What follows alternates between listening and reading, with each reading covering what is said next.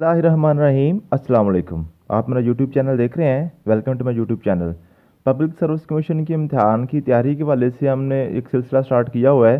तो बहुत से लोगों की ये डिमांड थी कि सर करंट अफेयर्स और जनरल नॉलेज का तो साथ साथ हमारा हो ही रहा है, लेकिन जो मैथमेटिक्स का पोर्शन है ना, मैथ का ख़ास तौर पे जिन्होंने मैथ नहीं पढ़ा हुआ है, जो साइंस के स्टूडेंट्स नहीं हैं, उनको मैथ का बहुत ज़्यादा इशू था। तो उनकी डिमांड थी कि सर मैथमेटिक्स का सिलसिला भी साथ साथ स्टार्ट करें, ताकि जो मैथ के वाले से जो पेपर में क्वेश्चन आते हैं ना, आपको पता है कि हर पेपर में मैथ का पोर्शन ज़रूर शामिल होता है। तो मैथ के जो क्वेश्चन हैं उसके वाले से भी वीडियोस बनाए। तो मैथमेटिक्स का जब हमने सिलसिला स्टार्ट किया, ये मेरा आज पहला लेक्चर है। इंशाल्लाह ये 2-3 लेक्चर में मैथ सारा हम क्लियर कर देंगे। तो मैथमेटिक्स के हवाले से मैं आपको बताऊं कि मैथ में जो क्वेश्चन आते हैं ना, पब्लिक सर्विस कमीशन का कोई भी इम्तहान हो, पीपीएससी का हो, एफपीएससी का हो, एनटीएस का हो, या कोई भी टेस्टिंग एजेंसी है किसी भी पोस्ट के लिए, तो जब उसमें बेसिक मैथमेटिक्स को शामिल किया जाता है, 5 क्वेश्चन जो होते हैं मैथ के, उनके सिर्फ ये 5-6 टॉपिक्स होते हैं जो मैं आपको बता देता हूँ। सबसे पहला टॉपिक होता है बार्ड मैथ्स। ये बिल्कुल ही बेसिक लेवल का टॉपिक है। ये 5th 4th क्लास के बच्चों का ये टॉपिक है। इंशाल्लाह ये आपको मैं क्लियर करवा दूंगा। बार्ड मैथ्स में क्वेश्चन एक लाजमी शामिल होता है। उसके बाद रेशियो एंड प्रोपोर्शन का क्वेश्चन होता है, जिसको हम निस्बत तनासब कहते हैं उर्दू में। उसके बाद ये परसेंटेज का क्वेश्चन होता है, ये लाजमी क्वेश्चन शामिल होता है। और एक सीक्वेंस एंड सीरीज़ का क्वेश्चन होता है। और नेक्स्ट होता है डेसिमल फ्रैक्शन। और एंड पे होता है सिंप्लीफिकेशन और इंडक्शन एंड बेसिक ज्योमेट्री। ये 5-6 सिर्फ टॉपिक होते हैं बस। बेसिक ज्योमेट्री में से कौन कौन सी चीज़ें आती हैं, इंडक्शन मेथड में से कौन कौन सी चीज़ें आती हैं, सिंप्लीफिकेशन क्या होता है, डेसिमल फ्रैक्शन क्या है, सीक्वेंस एंड सीरीज़ क्या है, परसेंटेज क्या है, रेशियो एंड प्रोपोर्शन क्या है, बार्ड मैथ। ये 5-6 टॉपिक्स हैं। इन टॉपिक्स से बाहर कभी भी पब्लिक सर्विस कमीशन का इम्तिहान जो है ना, एग्जामिनर है, इससे बाहर कभी भी नहीं गया। ठीक हो गया जी। तो आज मैं आप लोगों के साथ शेयर कर देता हूँ 1-2 टॉपिक, उसके बाद फिर नेक्स्ट वीडियोस में शेयर कर दूंगा। और इंशाल्लाह आपका जो मैथमेटिक्स का पोर्शन है ना, हर पेपर में जो मैथ ने आपके लिए सरदर्द बनाया होता है कि मैथ वाला जो पोर्शन आपका रह जाता है, उसमें जो 5 नंबर होते हैं वो हर दफ़ा कट जाते हैं। तो मैथ का इंशाल्लाह ये अगर आप ये 2-4 वीडियोज़ का जो मैं सिलसिला शुरू करने लगा हूँ, ये मैथमेटिक्स की सीरीज़ जो आप देख लेते हैं और इसको मेरे साथ समझ लेते हैं, तो इंशाल्लाह आपका मैथ का मसला नहीं रहेगा। तो आज मैं आपके साथ जो शेयर करने वाला हूँ टॉपिक, सबसे पहले मैं बार्ड मैथ्स और परसेंटेज, ये 2 टॉपिक आज हम क्लियर कर लेते हैं। उसके बाद फिर हम नेक्स्ट 2 करेंगे, और उसके बाद फिर दो नेक्स्ट करेंगे। 3-4 लेक्चर्स में इंशाल्लाह ये हमारा जो सिलसिला है मैथमेटिक्स का वो क्लियर हो जाएगा, और आपका मैथमेटिक्स का हमेशा हमेशा के लिए जो मसला है वो ख़त्म हो जाएगा। सबसे पहले मैं चलते हैं जी वाइट बोर्ड पे। तो हम वाइट बोर्ड पे आ चुके हैं। तो हम स्टार्ट करते हैं आज के हम 2 टॉपिक जो हमने सेलेक्ट किए हुए हैं। तो चलें जी, बिस्मिल्लाहिर्रहमानिर्रहीम। सबसे पहले अल्लाह के नाम से हम शुरू करते हैं। मैथमेटिक्स को आज हम शुरू करने लगे हैं जी। बिस्मिल्लाहिर्रहमानिर्रहीम। तो सबसे पहले आज हमने जो करना है वो है बार्ड मैथ्स। Board maths.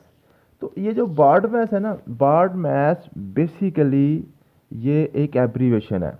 तो बी फॉर होता है bracket, B for bracket. O for होता है ऑफ, ठीक होगा जी। डी फॉर होता है डिवीजन। एम फॉर होता है मल्टीप्लिकेशन। ए फॉर होता है एडिशन। और एस फॉर होता है जी सब्ट्रैक्शन। ठीक हो गया।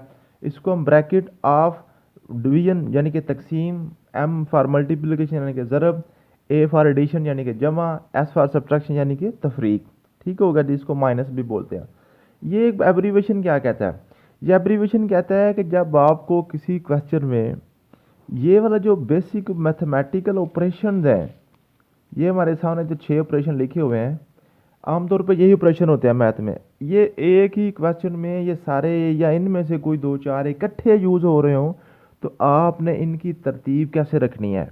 इस तरतीब के साथ आप इन ऑपरेशंस को ऑपरेट करेंगे तो आपका क्वेश्चन का आंसर बिल्कुल ठीक आएगा। अगर आप इस तरतीब को छेड़ेंगे, आगे पीछे करेंगे, तो आपका जो क्वेश्चन है वो ठीक नहीं होगा।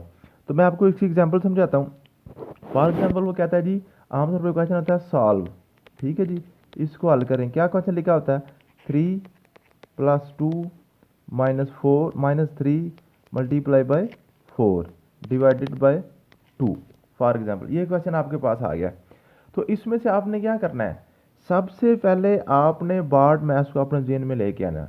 बार्ड में सबसे पहले ब्रैकेट है, सबसे पहले ब्रैकेट। अब देखिए इसमें कोई ब्रैकेट यूज़ हुई है, बिल्कुल यूज़ नहीं हुई, इसको आप छोड़ दें। उसके बाद ऑफ, ऑफ कहते हैं किसको जी, ऑफ इसमें लिखा हुआ है हिस्सा, पार्ट नहीं लिखा हुआ, ऑफ भी इसको आप छोड़ दें। उसके बाद देखें ये भी नहीं आया, ये भी नहीं आया। आप देखें जी डिवीजन, आप देखें इसमें डिवीजन इस्तेमाल हुई है जी, बिल्कुल ये डिवीजन हुई है। आप देखें ये डिवीजन कौन से दो नंबर्स के दरमियान हुई है, ये 2 और 4 के दरमियान डिवीजन हुई है। अब पहले आप इन दोनों को हल करेंगे, बाकी सारे के सारे को बिल्कुल इस तरह लिख लेंगे अपने पास, 3 + 2 - 3 मल्टीप्लाई, आगे 4 और 2 के दरमियान डिवीजन आ गया था। आज अब हमने पहले इन दोनों को सॉल्व करना है। अब 4 को 2 पे तकसीम करने से क्या आंसर आता है, 4 को 2 पे तकसीम करें तो 2 2 बार 4, तो क्या आंसर आ गया जी 2। इसका मतलब है इन दोनों को हमने सॉल्व किया, इन दोनों को हमने सॉल्व कर लिया, इसका आंसर आ गया 2। ठीक हो गया जी। अब देखें इट मीन्स कि हमारा डिवीजन वाला मसला भी हल हो गया। अब क्या होगा, अब उसके बाद देखें क्या आ रहा है, मल्टीप्लिकेशन।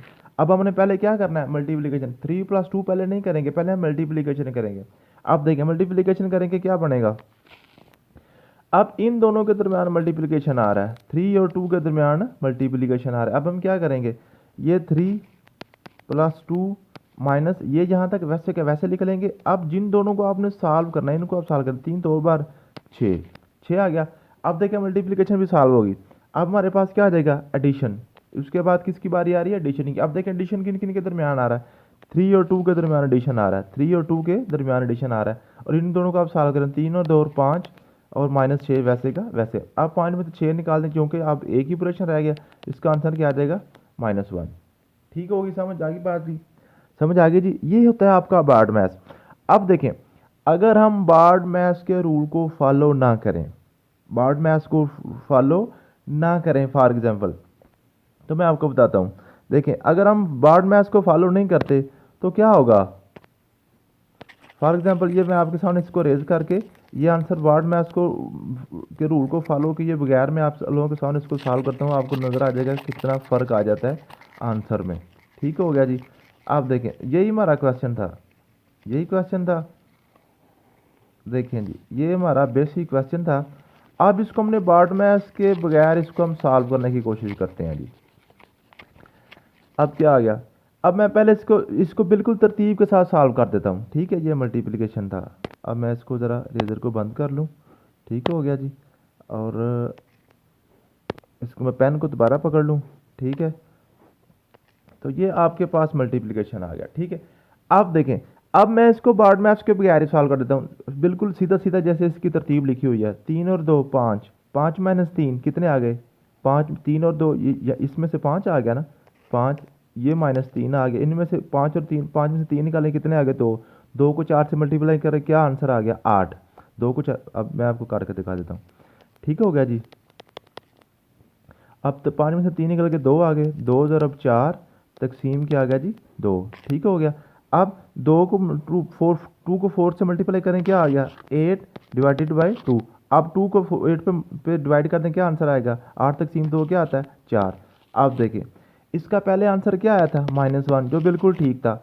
अब यहाँ पे बार्ड मैथ्स को रूल को फॉलो किए बगैर आज हम जो हमने इसको यूज़ किया तो उसका आंसर क्या आया 4, जो कि बिल्कुल रॉन्ग आंसर है, गलत है। ठीक होगी बात। तो ये था आपका बार्ड मैथ्स। इस तरह के क्वेश्चन पेपर में वो लाजमी डालता है। तो आपने बार्ड मैथ्स को अगर रूल को फॉलो करते हुए अगर आप इसको करते हैं तो इंशाल्लाह आपका ये क्वेश्चन कभी भी जो ना ये रॉन्ग नहीं होगा, या आपका क्वेश्चन कभी भी स्किप नहीं होगा। अब यहाँ पे मैं आपको एक असाइनमेंट देता हूँ बार्ड मैथ्स के वाले से, आपने इसको करना है। अगर आपको बार्ड मैथ्स जो मैंने आपको समझाया अगर आपको समझ आ गई हुई तो ये असाइनमेंट आप बिल्कुल ईजीली इसको सॉल्व कर सकेंगे। फॉर एग्जाम्पल मैं आपको ये असाइनमेंट देता हूँ, 3 + 2 - 5 × 4 / 2, और यहाँ पे मैं ब्रैकेट लगा देता हूँ। ठीक हो गया जी। ये आपने इसका आंसर निकालना है कि इसका आंसर क्या आता है। ठीक हो गया। अगर आपको बार्ड मैथ्स की समझ आ गई है तो आप इसका आंसर निकाल लेंगे। अगर आप बार्ड मैथ्स अगर नहीं समझा दोबारा वीडियो देखें, फिर नहीं समझ आता फिर दोबारा देखें, अगर नहीं फिर भी समझ आती मुझे कॉल कर लें। मेरा नंबर आप नोट कर लें, ये हम आप नंबर मैं देने लगा हूँ 0300 390 4825। ये सिर्फ आपने व्हाट्सएप करना है। ठीक होगा जी। आप मुझे व्हाट्सएप पे कॉल कर लें, इंशाल्लाह आपको मैं सारा समझा दूंगा। अगर आपको नहीं भी समझ आई तो अव्वल तो उम्मीद है कि इंशाल्लाह आपको वीडियो देखने से ही समझ आ गई होगी। नेक्स्ट चलते हैं जी अपने नेक्स्ट टॉपिक की तरफ।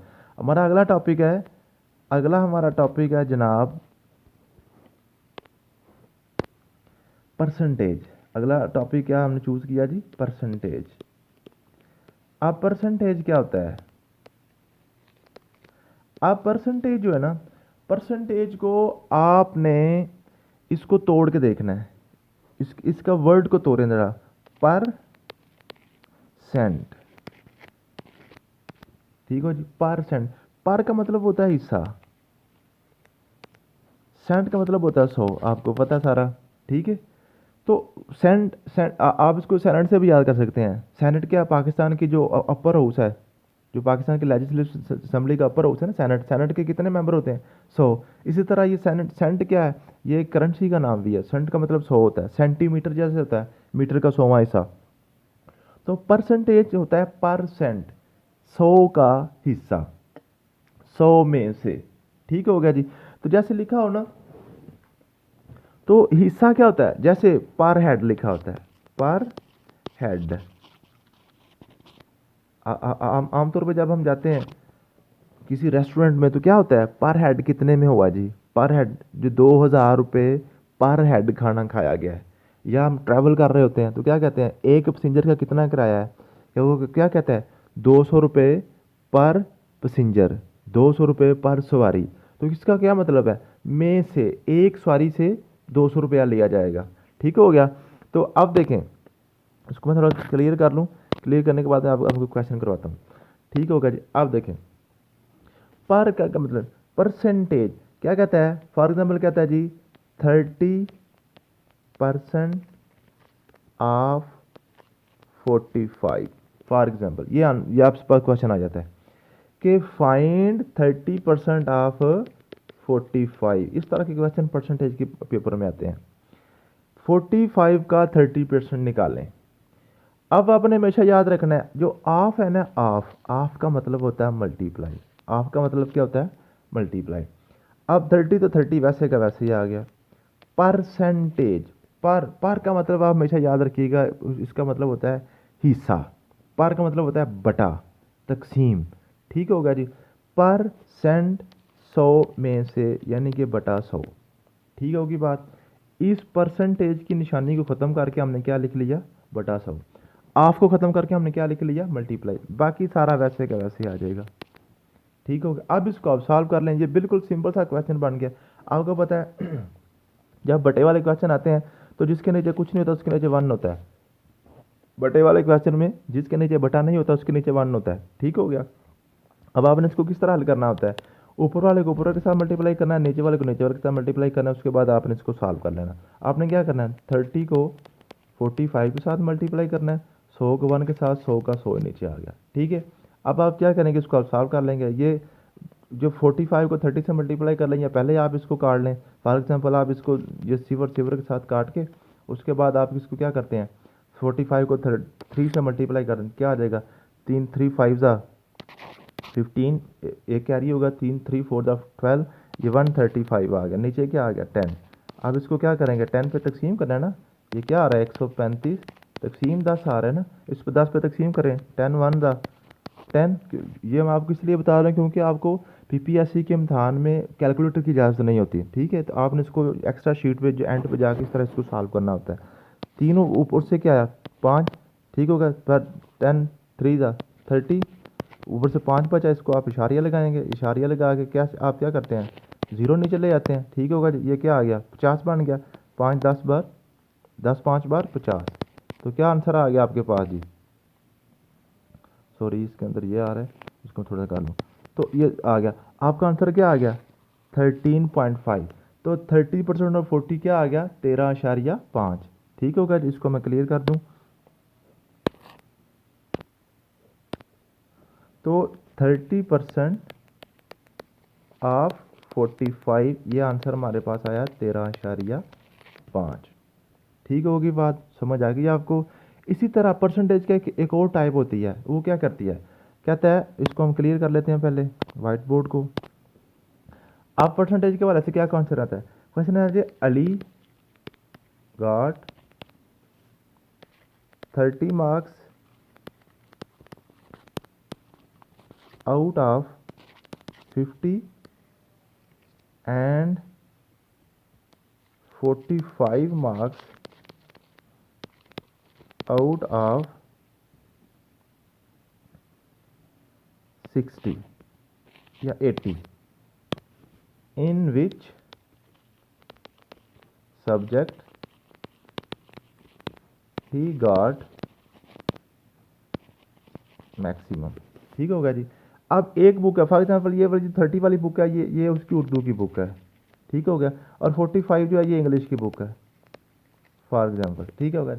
तो अब कहता है उर्दू में उसने जो जो उर्दू में जो उसके जो नंबर आए हैं वो 30 आए हैं आउट ऑफ 50, ठीक होगा जी, और उसके 45 आए हैं आउट ऑफ 80, ठीक है।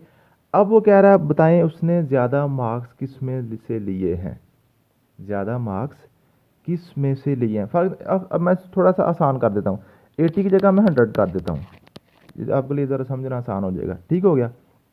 अब देखें उर्दू में से उसने लिए हैं 50 में से 30 नंबर, और इंग्लिश में से उसने लिए हैं 100 में से 45 नंबर। अब वो कह रहा है उसके किस सब्जेक्ट में ज़्यादा नंबर हैं। अब देखें बाहर तो 45 ज़्यादा लग रहा है 30 से, लेकिन ये क्वेश्चन परसेंटेज का है, कैसे पता चलेगा, चूंकि इनके जो टोटल मार्क्स हैं ना वो डिफरेंट है। 30 उसने लिए हैं 50 में से और 45 उसने लिए हैं 100 में से। अब क्या होगा, अब आप इसको परसेंटेज में लेके जाएंगे। परसेंटेज का फार्मूला होता है obtained marks over total marks multiply by 100, ठीक होगा जी। अब इसके साथ हमने परसेंटेज, असल फार्मूला ये होता है 100/100, लेकिन ये जो बटा 100 होता है आपको पता है, बटा 100 को हम क्या कहते हैं, परसेंटेज, इसको फिर हम नहीं लिखते, ठीक है। ये परसेंटेज की निशानी, जैसे हमने अभी जो 30% ऑफ 45 निकाला था ना, 30% ऑफ 45 थी, तो ये जो परसेंटेज की निशानी थी इसको हमने क्या किया था, बटा 100 लगाया था ना। इसका मतलब है जो परसेंटेज का साइन है ना, इसकी जगह हम बटा 100 भी लगा सकते हैं और बटा 100 की जगह हम परसेंटेज का साइन लगा सकते हैं।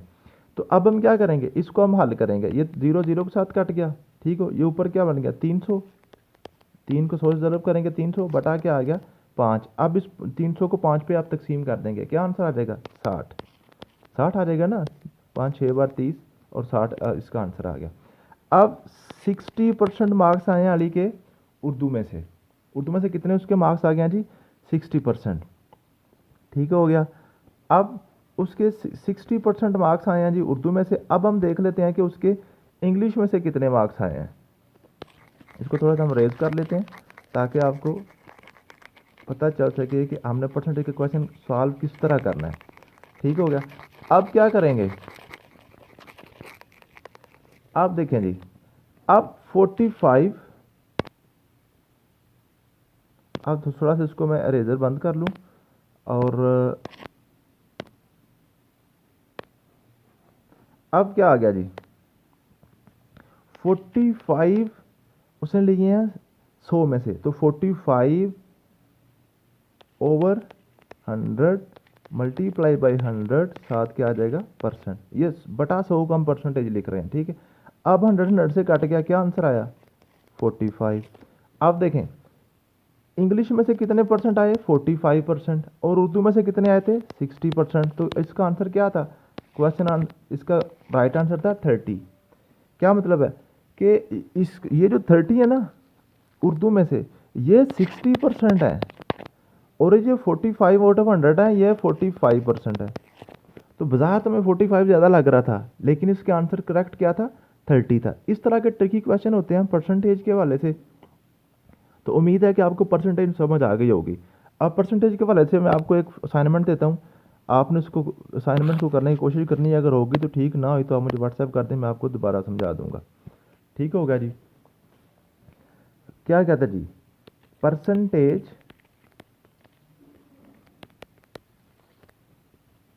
Sorry 70% of a number is 130। एक नंबर का 70%, कोई नंबर है हमारे पास, फर्जी नंबर x है, उसका 70% 130 है, फाइंड नंबर। ये क्वेश्चन आमतौर पे पूछा जाता है। पब्लिक सर्विस कमीशन में कि किसी भी नंबर का 70% 130 है, बताएं वो नंबर क्या होगा। ठीक है, यह आपने क्वेश्चन सॉल्व करना है। अगर हो गया तो ठीक है, ना हुआ तो मुझे आप व्हाट्सएप कीजिएगा, इंशाल्लाह मैं आपको समझा दूंगा। इंशाल्लाह नेक्स्ट वीडियोस में जो दूसरे टॉपिक्स हमारे रह गए हैं मैथमेटिक्स के वाले से, वो भी आपके साथ इंशाल्लाह मैं शेयर कर दूंगा। मिलते हैं नेक्स्ट वीडियो में। Thank you so much. अल्लाह हाफिज़।